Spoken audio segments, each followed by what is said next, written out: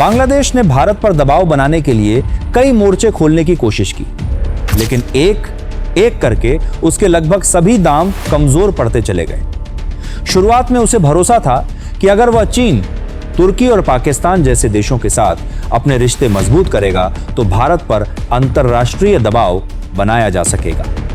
इसी रणनीति के तहत बांग्लादेश ने मुस्लिम देशों के संगठन OIC के मंच पर भी भारत से जुड़े मुद्दों को उठाने की कोशिश की।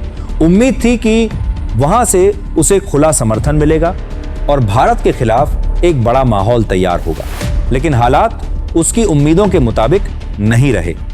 जिन देशों और मंचों से उसे बड़ी प्रतिक्रिया की उम्मीद थी, वहां से कोई ऐसा कदम सामने नहीं आया जिससे भारत पर वास्तविक दबाव बनता दिखाई दे। इसी दौरान बांग्लादेश ने सूचना युद्ध यानी नैरेटिव की लड़ाई भी तेज करने की कोशिश की। रिपोर्टों के अनुसार पिछले 2 महीनों में बॉर्डर गार्ड बांग्लादेश ने सीमा से जुड़े बड़ी संख्या में वीडियो अलग अलग देशों और अंतर्राष्ट्रीय मंचों तक पहुंचाने का प्रयास किया। इन वीडियो का उद्देश्य यह संदेश देना था कि भारत सीमा पर कठोर कार्रवाई कर रहा है और दुनिया को इस मामले में हस्तक्षेप करना चाहिए। बांग्लादेश को लगा कि अगर सोशल मीडिया और अंतर्राष्ट्रीय मंचों पर यह नैरेटिव मजबूत हो गया तो भारत की छवि पर असर पड़ेगा और उसे अपने कदम पीछे खींचने पड़ेंगे। लेकिन घटनाक्रम बिल्कुल उल्टा रहा। भारत ने इस पूरे विवाद में बयानबाजी के बजाय अपनी रणनीति पर ध्यान बनाए रखा। जहां बांग्लादेश लगातार अंतर्राष्ट्रीय समर्थन जुटाने और कूटनीतिक माहौल बनाने में लगा रहा, वहीं भारत ने सीमा पर अपने तय कार्यक्रमों को बिना किसी शोर शराबे के आगे बढ़ाया। BSF ने जिन परियोजनाओं और सुरक्षा उपायों की योजना बनाई थी, उन पर लगातार काम जारी रखा। यही वजह रही कि समय बीतने के साथ तस्वीर बदलती चली गई। एक तरफ बांग्लादेश लगातार प्रतिक्रिया देता रहा, जबकि दूसरी तरफ भारत अपने निर्धारित लक्ष्यों की ओर बढ़ता रहा। यही इस पूरे घटनाक्रम की सबसे महत्वपूर्ण बात मानी जा रही है। कई विश्लेषकों का मानना है कि अंतर्राष्ट्रीय राजनीति में केवल बयान देना ही पर्याप्त नहीं होता, बल्कि जमीनी स्तर पर परिणाम भी मायने रखते हैं।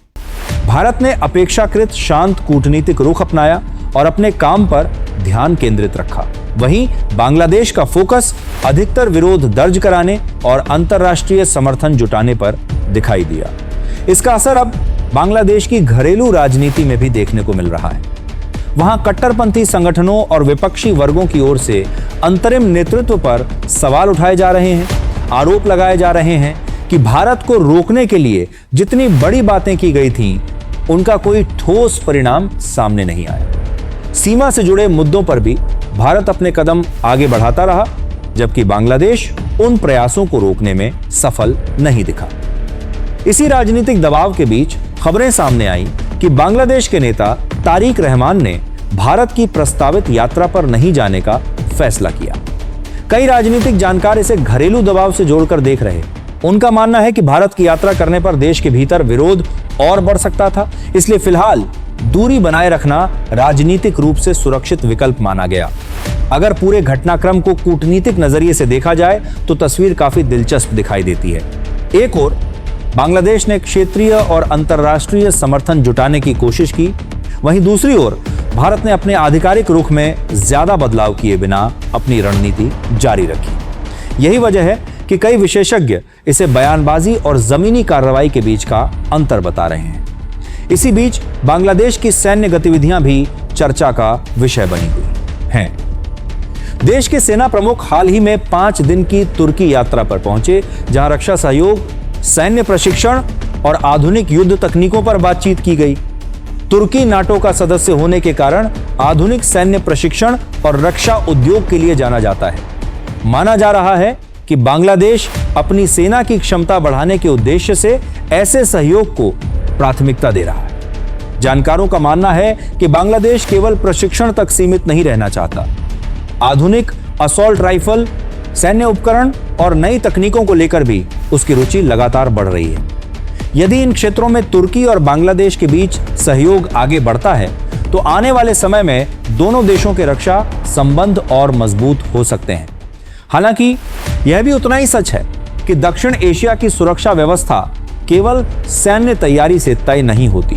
कूटनीति, आर्थिक संबंध और क्षेत्रीय संतुलन भी उतने ही महत्वपूर्ण कारक हैं।